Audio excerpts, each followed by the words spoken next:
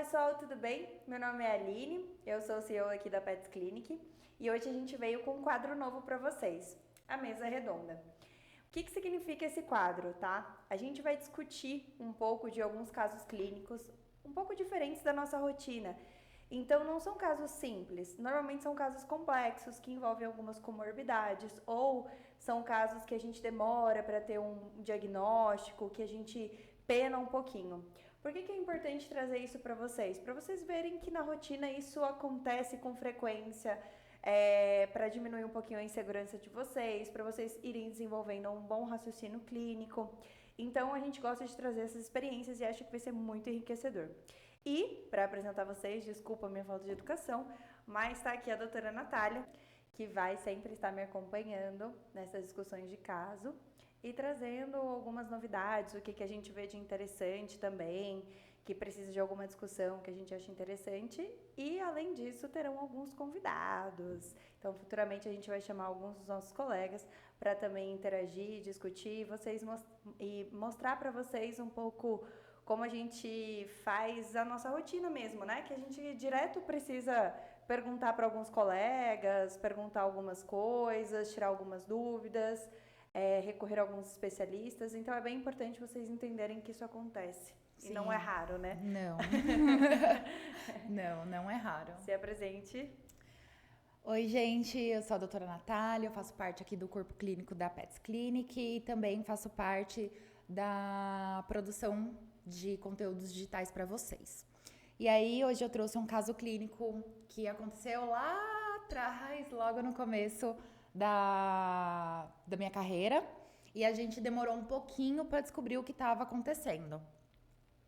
Hoje seria até um pouco mais fácil a gente, ao longo do tempo, né, depois que você já pega uma prática clínica, chegar à conclusão do caso. E também estando de fora, a gente acha tudo mais fácil, tá, gente? Quando vem uma cronologia assim, a gente fala, nossa, como a gente não pensou nisso antes? Mas na rotina, assim, é bem comum isso acontecer, a gente às vezes ficar um pouco perdido e não ter um norte, sabe? A doutora Natália vai dar uma ênfase e descrever um pouquinho como foi esse caso, como que eles chegaram até o diagnóstico. Então, para a gente não ficar interrompendo isso e ter uma ordem cronológica, ela vai falar um pouquinho para vocês. E depois a gente entra numa parte de discussão do caso, tá bom? Com você, doutora. Obrigada. Então, só para vocês entenderem, tem o que vocês estão vendo aí na tela, eu tô vendo na parte mais embaixo. Então, não se preocupem, eu tô olhando para baixo para acompanhar aí com vocês. Então, a gente vai falar aqui que não era só uma gastroenterite em filhote, é uma coisa que é muito normal, muito rotineiro, né? E aí, no começo, a gente acha que é tudo muito simples. Então, aqui é a Joelma, ela era uma filhotinha de 7 meses, uma filhotinha de 20 quilos, uma labradora, e ela chegou no hospital em abril de 2017 com apatia, vômito, tinha diarreia, mas não tinha sangue. E ela não tinha ainda totalmente as vacinas, né? Ela tava ainda faltando a da raiva e a última dose da V10. E a tutora, ela tinha o hábito de dar o café da manhã para ela, que era leite com pãozinho, né? Pão francês. E ela morava com o irmão dela, contactante, que não apresentava nenhum sintoma. Então, inicialmente, foi feito um hemograma para ver se estava tudo legal. A gente sempre começa do mais básico para depois ir, né, complementando. No hemograma não tinha nada, estava tudo bem. Então, foram feitas medicações para ela, né, melhorar. Foi também suspeitado aí de uma intoxicação alimentar por conta desse hábito dela de comer pão, tomar leite, né? Comer outras coisas que não são da rotina, que não deveria, né? Na verdade. Foi suspeitada de giardia também, porém o irmão dela não estava apresentando nenhum quadro semelhante. E por último, o corpo estranho, porque é um filhote, é um labrador, então a gente sempre vai pensar nisso. Ela estava com bastante sensibilidade abdominal, mas o restante dos parâmetros estava tudo normal. O olhinho dela, né, a mucosa ocular, então quando a gente olha, a gente compara todas as mucosas e estava congesta. Então, isso condiz com o quadro de uma dor abdominal aí. Foi feito, então, medicações de suporte, né, para melhorar o quadro dela. E caso ela não melhorasse, de 1 a 2 dias, ela retornar para fazer exames complementares, então um ultrassom e ver se precisava fazer mais algum exame. Se não, era para ela voltar depois de 5 dias. E aí, infelizmente, no dia seguinte, ela já retornou, apresentando o mesmo quadro, mesmo fazendo o tratamento em casa. E aí, a tutora falou que poderia estar acontecendo de ter uma intoxicação por planta, porque ela comeu jiboia e azaleia, que são plantas altamente tóxicas. Continuou com muita salivação, né? Ela começou a apresentar muita salivação e continuou com os vômitos. E aí, feito o ultrassom. No ultrassom, ela não apresentou nada demais, a não ser no fígado mesmo, que estava um pouco alterado, o que aí condiz com o quadro de uma suspeita de intoxicação alimentar ou intoxicação por planta. Continuou com a suspeita, então, de intoxicação, porém, quando fez o bioquímico, que a gente fez mais exames para ver o que estava acontecendo, ela apresentou uma alteração muito importante no rim. O fígado, as enzimas não apresentaram nada, nem a enzima pancreática. Então, com isso, a gente tem que lembrar que, assim, ela não tinha as vacinas, ela morava numa casa, então a gente pode sim suspeitar de uma leptospirose, porém, lembrando que o irmão não tinha nenhuma alteração, e aí, se foi só ela que entrou em contato com a urina do rato infectado, então só ela poderia acabar apresentando e depois, futuramente, o irmão. E aí, não tinha corpo estranho e surgiu a possibilidade de uma insuficiência renal congênita, por mais que não tinha alteração em morfologia renal, mas as enzimas renais estavam muito alteradas. Com isso, foi solicitado, então, ela ficar internada pelo menos 3 dias para a gente colocar tudo em ordem aí, e foram feitos novos exames. Continuou com o protocolo de medicações, como vocês podem avaliar aí. E assim, o hemograma continuou sem nenhuma alteração e com a fluidoterapia intensiva foi visto que melhorou bastante, tanto as enzimas da ureia quanto as enzimas da creatinina. Então, ela teve uma ótima melhora do quadro. Ela foi liberada para casa para continuar fazendo manutenção, né, com fluidoterapia 3 vezes na semana. E caso ela apresentasse alguma coisa, ela retornar. Se não, vim só lá pro dia 20 pra gente repetir a função renal e ver se ela estava melhorando mesmo. E aí, depois desses 3 dias internado, ela voltou realmente no dia 20, não fez os fluidos na clínica, né, no hospital, mas ela voltou ruim de novo, ela voltou com os mesmos sintomas. Com isso, a gente fez a sorologia de sinomose apenas para descartar mesmo, porque não estava tendo evolução do quadro, ela ficava bem enquanto estava internada, porém ia para casa com as mesmas medicações via orais, não tinha o mesmo efeito. Então, a gente começou a pesquisar outras coisas. Então, sempre lembrar, começa do básico e aí a gente vai evoluindo aí, se não está tendo um bom resultado, até fechar realmente o diagnóstico. E foi visto que no hemograma não teve alteração novamente, porém voltou a ter bastante piora na função renal. A parte do fígado não teve grandes alterações, aquela fosfatase alcalina levemente alterada, e a glicose permaneceu baixa, mas ela de novo não estava se alimentando legal. Foi introduzido então novamente para internação e a gente foi feito acompanhamento com ela, principalmente da função renal, a cada 2 dias, né? Para dar tempo aí de tudo melhorar, o rinzinho dela diminuir essas enzimas renais, né? Na parte do sangue mesmo, fazer uma hemodiluição, teoricamente, para auxiliar o rim a filtrar e conseguir eliminar através da urina, né?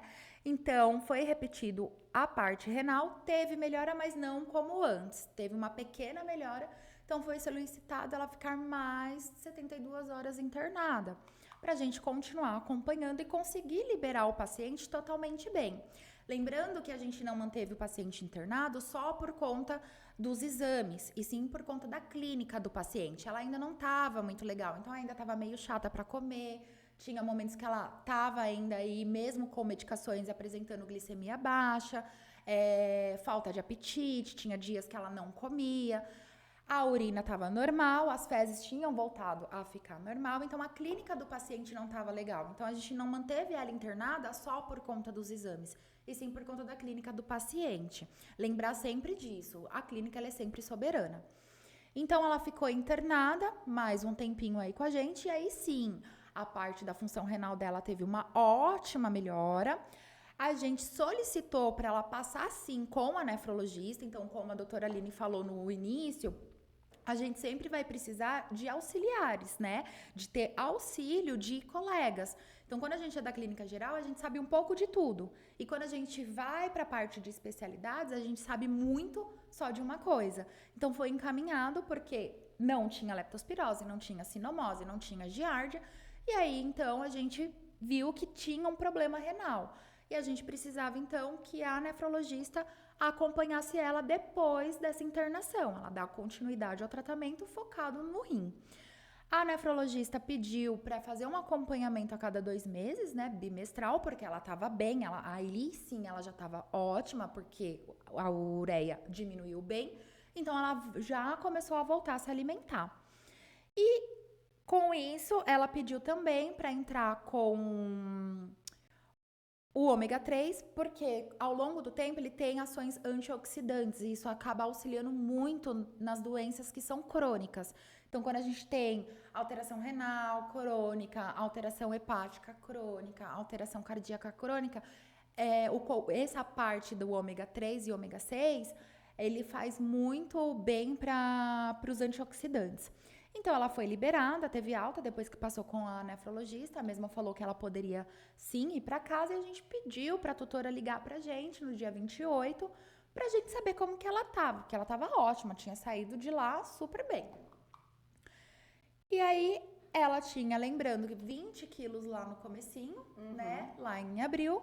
E aí, ela voltou com a gente no dia seguinte mesmo, com 16,5 quilos. Então, ela teve uma perda muito, muito, muito grande de massa muscular.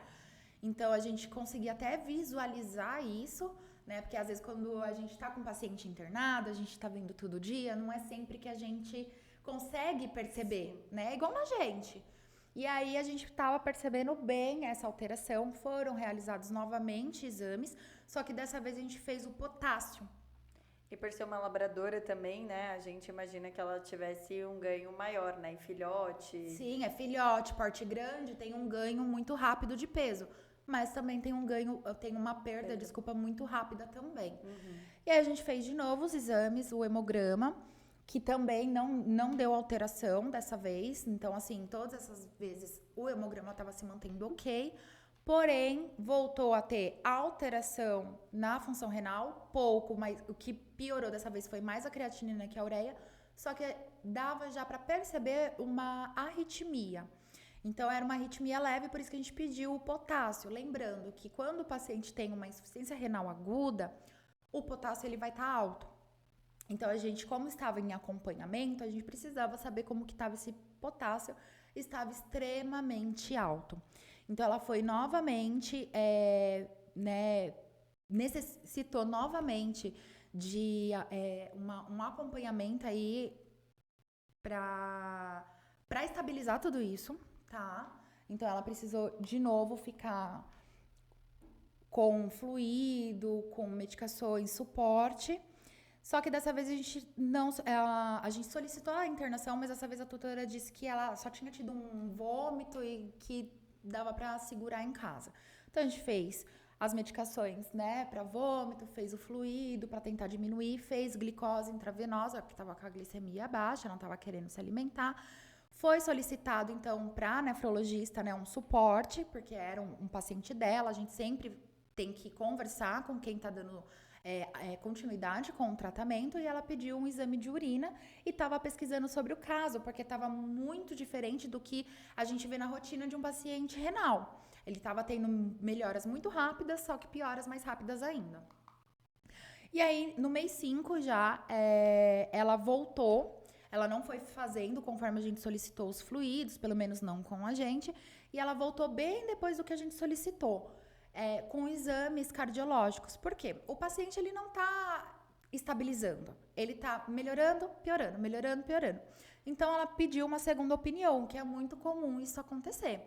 E o colega percebeu provavelmente a mesma arritmia que a gente já tinha percebido, já tinha conversado com ela, de fazer exames cardiológicos também, mas a gente queria ver se conseguia diminuir esse potássio e ver se realmente precisasse.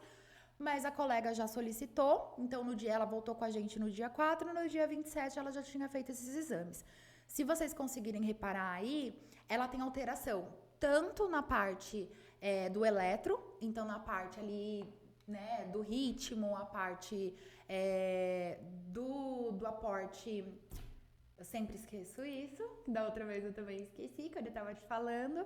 A parte elétrica mesmo do coração e a parte também cardíaca da pressão arterial pulmonar, também já estava com alteração. De novo, ela não quis deixar o paciente internado, porque só teve um episódio de vômito. E aí, quando foi no outro dia, no dia 7, a gente encaminhou ela, né, no dia 4 por cardiologista. No dia 7, ela voltou com a gente para fazer fluido e já ia passar com o cardiologista. E aí, no dia 8, que foi quando ela passou com o cardiologista, ele já mandou de novo para internação e falou que ela precisava realmente de um suporte intensivo, porque por conta desse potássio, dessa arritmia, ela precisava melhorar tudo isso. Então, ela ficou novamente internada com a gente, só que dessa vez ela ficou 9 dias seguidinhos, ela foi ficando com a gente e a gente foi estabilizando. Dessa vez, o que teve de diferente foi a parte do hemograma. Ela começou a apresentar alteração, tanto começou já a apresentar uma leve anemia, quanto nos leucócitos. Então, tinha alguma inflamação, infecção aí acontecendo, junto com a outra parte que a gente estava pesquisando. Ela começou a apresentar 2 probleminhas aí. E a gente tinha que correr atrás desses 2 problemas. Glicose continuava baixa. E aí a gente parava e pensava, a doença renal aguda, né, ela não vai fazer com que o paciente fique com a glicose sempre baixa. Ah, mas ela estava sem se alimentar. Só que, teoricamente, pro paciente, né, mesmo ele sendo um filhote, ainda mais de porte grande, é para ele conseguir manter essa glicemia depois de um vômito. Não é igual aqueles filhotinhos mini, Isso, né? ela também não era filhote. Exato, assim, não né? tinha 2 meses, 3 meses. Isso. Quando a gente pega aqueles filhotinhos muito pequenininho, é normal, muitas vezes a gente vê um episódio de vômito e o cachorrinho já fica molinho. E ela não era para acontecer isso. Então a gente aí, junto com a nefrologista, começou a pesquisar e vendo que esse caso não era só uma doença renal.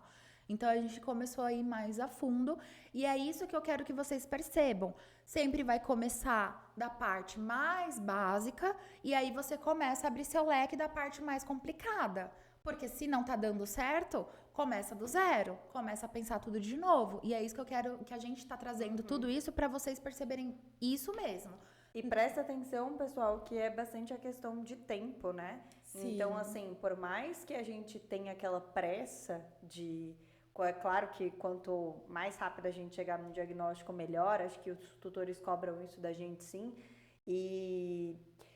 Mas, assim, a gente tem que ter certeza, sabe? Fazer as coisas com calma e explicando o que está acontecendo. Sempre deixar né? ele ciente do que está acontecendo, falar né? as suspeitas que você tem naquele momento e depois, olha, pesquisando isso daqui já foi realmente descartado, agora a gente partiu para essa outra parte. Então, ele vai percebendo que você está ciente do que você está fazendo, Sim. né? Ele vê uma cronologia nisso, ele vê uma ordem também, e ele entende que você também está seguindo os passos Você e tá falando, buscando, né? não, realmente ela também está buscando, realmente ela está me falando. Ele gosta de se sentir... Ele gosta de estar por dentro do que está acontecendo, né? Ele não gosta de se sentir perdido. É isso que faz surgir muito a insegurança dele. Uhum. Porque quando você consegue explicar o que você está pensando, ele começa a ver que você não está perdido no espaço. Você não está pedindo exame, fazendo as coisas à toa, né? Exato. Não dá aquela sensação de que, de repente, eu resolvi pedir tudo porque eu não faço ideia do que esteja acontecendo. Sim. Então, o explicar cada passo motivo a passo e, assim, por que você está pedindo cada exame é muito importante. Nem sempre os seus exames vão te dar respostas, né? E às imediatas. vezes eu deixo claro isso também. Eu falo, olha, estou solicitando esse exame. Ah, mas doutora, e se der tudo certo? A gente vai partir para um próximo, a gente vai investigando melhor, a gente vai entender. Tanto quanto se der alteração nisso, que é o que eu imagino agora, também partiremos para esses próximos exames. E assim, sucessivamente. É bem importante essa explicação. Sim. E aí, então, a gente percebeu que ela continuou emagrecendo. Então, lembrando que estava com 20, 16,5, chegou a 16. A nefrologista veio para acompanhar ela, né, para ver o que estava acontecendo. Então, ela também estava aí na busca do que estava acontecendo, porque ela mesma não achava que era só uma doença renal aguda. Quando ela ficou com a gente, fez o exame de urina, que a nefro já tinha solicitado. Não deu grandes alterações, a proteína dela tinha só traços mesmo.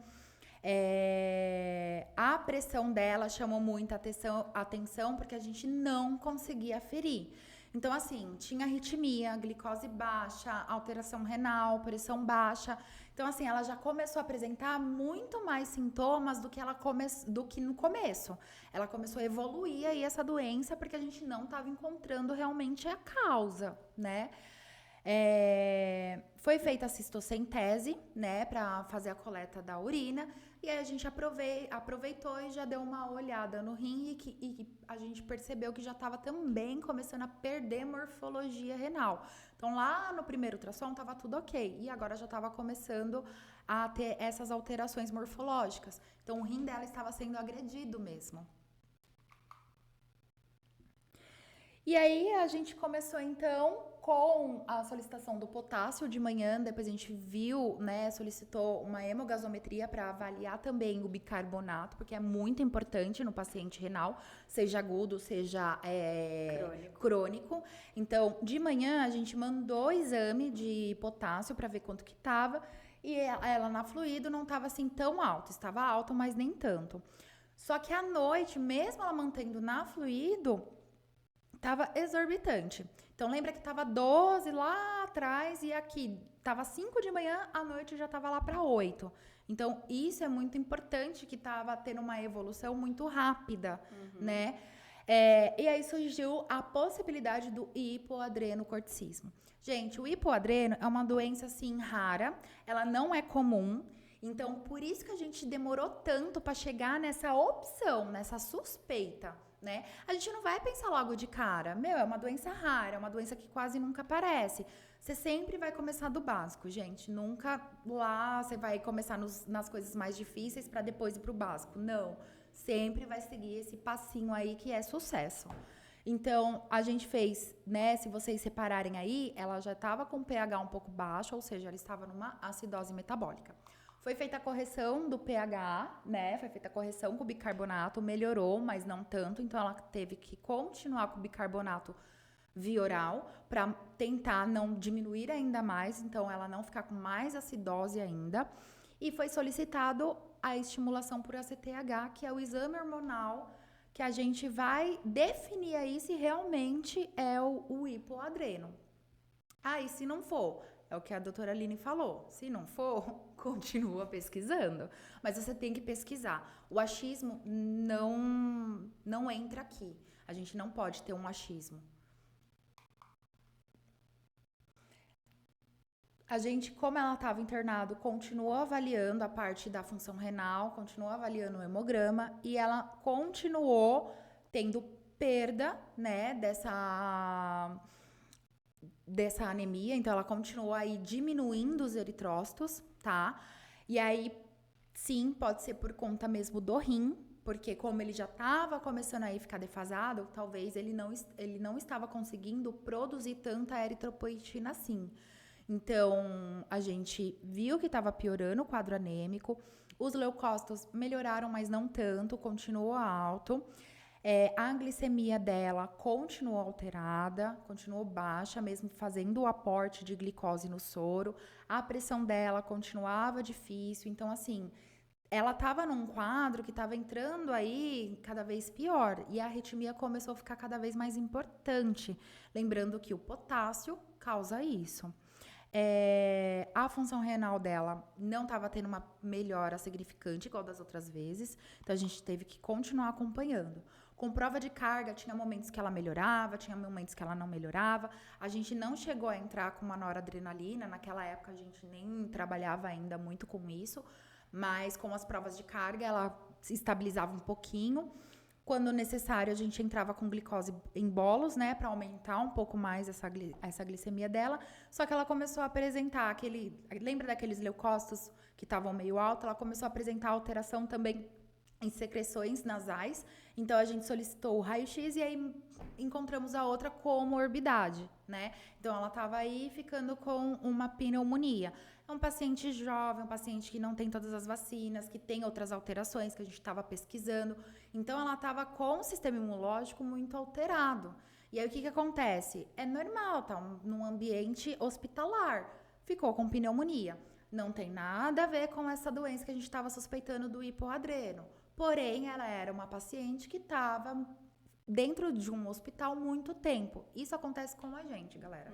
Então, é muito comum isso acontecer. O importante é não fechar os olhos e falar, não, ela só tem esse problema e esquecer do restante. Não, tem que acompanhar certinho. Isso. E aí, a gente continuou, então, acompanhando a função renal dela, que melhorou bastante. A parte da anemia continuou, né, apresentando aí alteração, os leucócitos também, então a gente entrou com a eritropoetina aí no protocolo para auxiliar, entrou com outros antibióticos para tratar aquela pneumonia e continuou com a suspeita do hipoadreno. A gente precisa dessa definição. Então, depois, no dia 15 do 5, um mês praticamente depois, a gente fechou o diagnóstico. Então, se vocês verem aí, o cortisol basal está baixo, assim como o cortisol após a estimulação do ACTH. Então, ela não tinha a produção de cortisol. O cortisol endógeno dela era muito baixo. E por isso que a gente viu que ela estava realmente com hipoadreno. Então, se vocês correrem atrás e darem uma verificada, o cortisol, ele mexe com tudo isso. Ele vai ter alterações em tudo, vários órgãos, coração, rim. Então, o paciente, ele precisa ele vai sempre precisar do cortisol, né? Quem tá aí no ciclo básico, galera, presta bem atenção na parte de fisiologia, porque, Exato. Olha, faz total diferença nessas horas. E a gente acha que o ciclo de Krebs aí não funciona pra nada, mas se vocês prestarem atenção, é ciclo de Krebs aí, galera. E o gliconogênio também. Então, por que ela estava piorando? Porque ela não tinha cortisol. E aí ela estava entrando numa síndrome addisoniana, que é quando tem toda vez que a gente fala de uma síndrome, é que tem várias coisas acontecendo. Então, vamos lá. Ela estava com hipoglicemia, hipotensão, estava com arritmia, né, fraqueza, tudo isso é dentro dessa síndrome, tá? E aí a gente foi melhorando, a gente descobriu o que estava acontecendo, a gente então encaminhou ela para o endocrinologista, começou a fazer algumas alterações aí de protocolo, entramos com a dexametasona, né? Que é justamente para já começar a ter um aporte de cortisol. Então, até ela conseguir passar com o endócrino, graças a Deus ela conseguiu passar rapidinho, né? Então, ela teve o retorno sim com a nefrologista, que passou as recomendações, ela precisava aí ter um acompanhamento para ver sódio, para ver potássio, para ver se tá melhorando, né?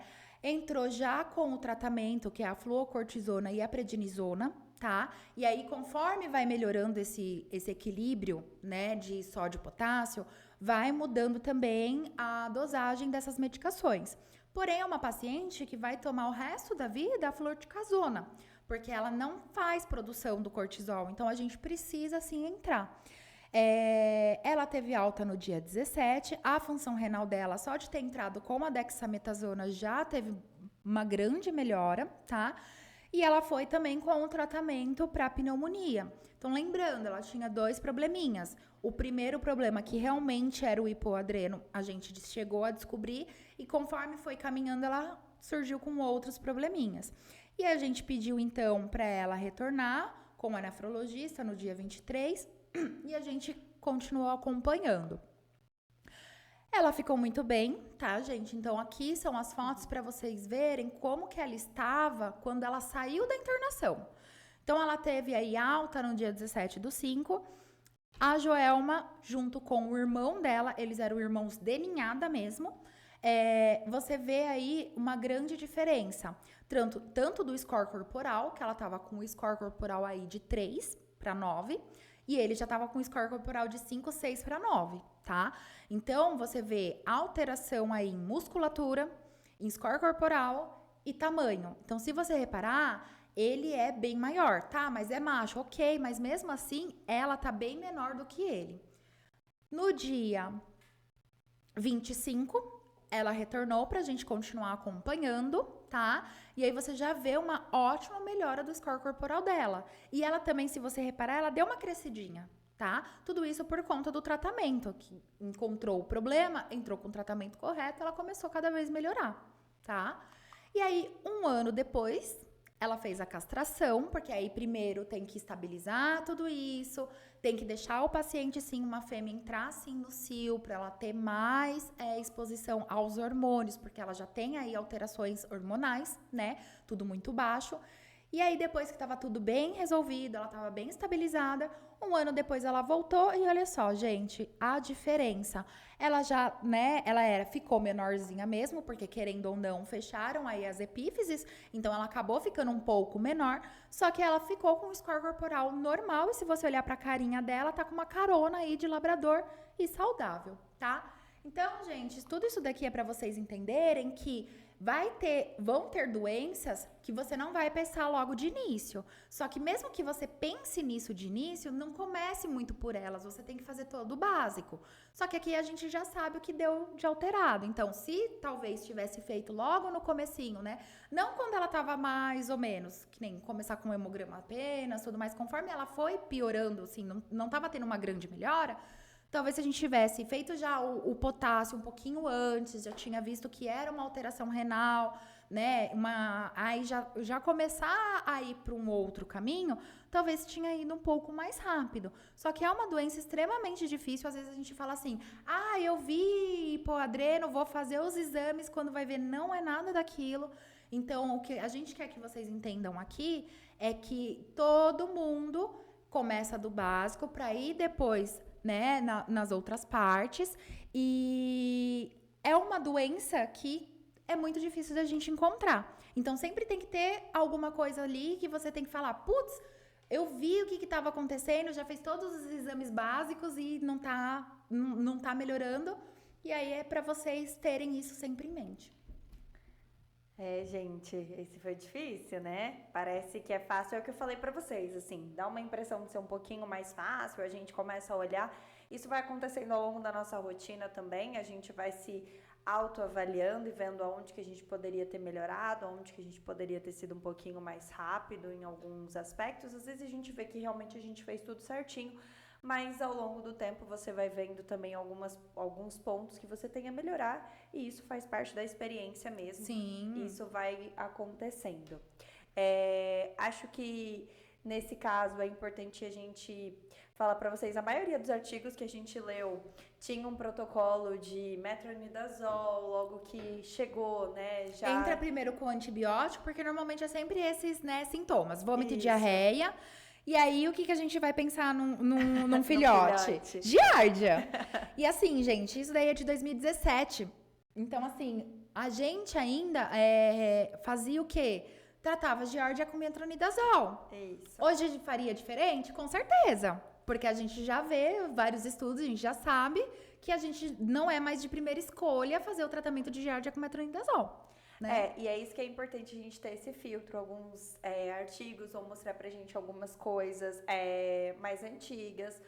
Outros, não que eles não sejam válidos, né? Porque eles trazem algumas informações bem importantes. Sim. Mas é importante a gente ter esse filtro também do que está sendo atualizado. Isso. Né? Do que está se atualizando, do que está trazendo novo, quais são as novas medicações, o que é mais indicado hoje em dia. Sim. E nesse caso, isso já é uma prática que eu vejo bastante na minha rotina. Acho que tá bem, assim, tá evoluindo bastante. Eu sinto isso na veterinária.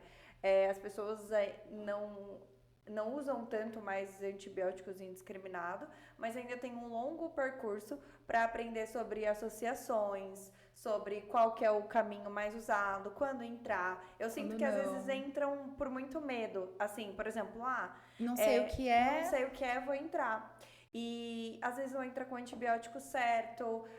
Quando é o melhor tempo para trocar, isso é muito importante. Sim. Porque às vezes você está fazendo um medicamento e ele não tá tendo resultado. E esse time de saber em quanto tempo ele tinha que apresentar uma melhora, porque você entrou com aquele medicamento esperando alguma coisa. Então, esse é o ponto também muito importante, de você conseguir diferenciar se você realmente, seu tratamento está evoluindo da maneira Sim. certa, ou se você precisaria ter agido um pouco mais Sim. rápido, no sentido, eu poderia ter trocado esse medicamento. Igual aqui mesmo, ela tava com 2 antibióticos, né? Ela tava com sulfa com trimestoprim e tava junto com o metronidazol. E mesmo assim ficou com pneumonia. Ou seja, eram antibióticos que não estavam fazendo efeito naquela bactéria, certo? Sim. E aí você tem que ter esse feeling que se o paciente está tomando esses antibióticos e mesmo assim ficou com uma infecção, quer dizer que você tem que associar antibiótico ou trocar antibiótico. Nesse caso, teria que realmente trocar o antibiótico. Tem casos que precisam fazer umas associações, né? Mas se já tá com 2 antibióticos, você não vai entrar com o terceiro. Você tem que parar e resetar. É aquilo que eu falei. A gente volta do início. Peraí, tem alguma coisa acontecendo, né? Não tá evoluindo bem? Volta do zero. E a farmácia, gente, se a gente for pensar, ela vai induzir você, por exemplo, o próprio nome do medicamento induz a gente a imaginar que o metronidazol trata giardia, né? Pelo próprio nome do medicamento que a farmácia fez, mas isso há um tempo atrás fazia sentido naquela época. Hoje a gente já sabe que são outros tipos de tratamento que são eficazes, então a gente prefere entrar com outra. A gente já sabe algumas implicações que tem o metronidazol, principalmente em filhotes. E felinos. E então a gente começa a entender mais o que acontece com o uso indiscriminado de alguns medicamentos. Eu acho isso muito importante, por isso que a gente traz essas discussões, tá? Sim. A medicina, ela sempre vai ter várias vertentes, então alguns tratamentos, eles têm umas diretrizes, né? Mas na hora a gente acaba tendo que mudar algumas coisas dessas diretrizes por conta de algumas situações que vão ocorrendo ali. Sim. Mas é sempre bom estar ciente do que é o que eles estão falando, o que são as atualizações, né, de a medicina humana, querendo ou não, elas têm muito consenso, então por isso que elas vão evoluindo muito parecido. Na medicina veterinária, os consensos são novos, se a gente for pensar, né? Então, assim, os consensos da medicina veterinária meio que começou há poucos anos. Mas a gente não tem nenhum consenso de vacina, gente. Assim, a gente tem, né, que é o Azava, mas assim, falar que hoje é o que as pessoas seguem, risca... É que assim, o consenso nós temos, né? Agora, quem segue esse consenso aí é outros 500. Então, assim... antes nem consenso não existia. Então era muito aquele negócio do boca a boca. Ele mudou agora, ele é recente, ele foi de 2019. Ele teve um 16, isso. Depois ele sofreu uma atualização em 2019. Isso. E aí agora, e é por isso que a gente fala assim, ele é recente? Ele é recente. Pra você pensar no mundo da veterinária, ele é bem recente. Ele é recente. Então, assim, os consensos começaram até mesmo a ser produzidos há pouco tempo. Então, até todo mundo, né, entender que hoje a gente já tem diretrizes, a gente já tem esses consensos para seguir, é um longo caminho aí. Mas a gente tem que ficar ligado que sim, temos que segui-los. E isso tá mudando. Tem bastante gente já que estão se atualizando, mas antigamente era o que? Era o boca a boca. Eu fiz estágio, eu aprendi que tem que fazer assim, assim, assado, e fazer assim, assim, assado. Agora a gente, graças a Deus, já tá aí melhorando bastante, já estamos... Porque assim, a medicina veterinária, ela fez um boom tão grande, assim, de atualizações, né? Então, de tratamento, de cirurgia. Ela tá muito exames, né? Quem diria que na medicina veterinária ia ter uma ressonância, uma tomografia, né? Não, e assim, os próprios profissionais estão desenvolvendo mais pesquisas, sim, né? Graças então, a Deus. Isso é muito bom, né? Da gente fazer várias pesquisas, porque é importante. As pesquisas, elas servem justamente para isso. Pra gente conseguir direcionar, realmente ter estudos, a gente saber o que funciona, o que não funciona. Isso.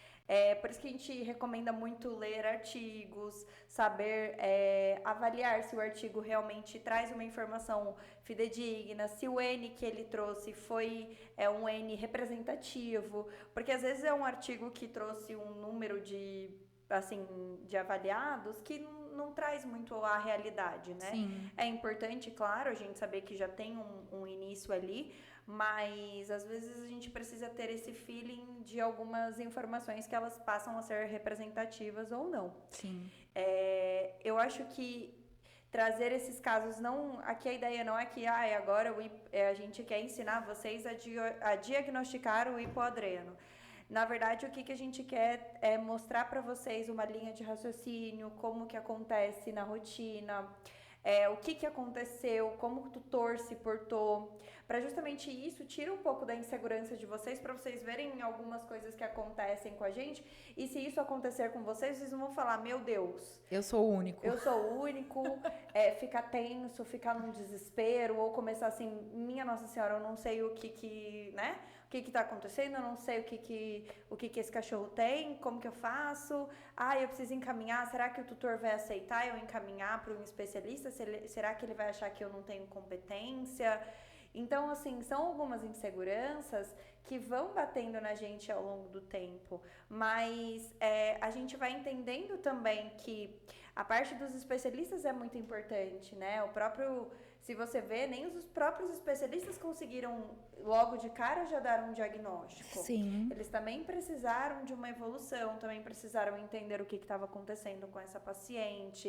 Eles retornaram, encaminharam para os colegas. Então, essa troca de experiências é muito importante. Sim. Esse corpo clínico que se forma é muito importante. Sim. A gente conseguir entender como que cada um pensa, como que, olha, às vezes você encaminhou para o especialista e ele vai ter um feeling que é um detalhe daquele caso que você não estava tão acostumado. Sim. E ele foi lá e falou assim, olha, normalmente quando eu pego esses sintomas, esse exame aqui já me ajuda bastante. E você já consegue avançar muito no seu diagnóstico. Então, eu acho muito importante a gente ter essa consciência. E a ideia aqui é sempre trazer isso para vocês.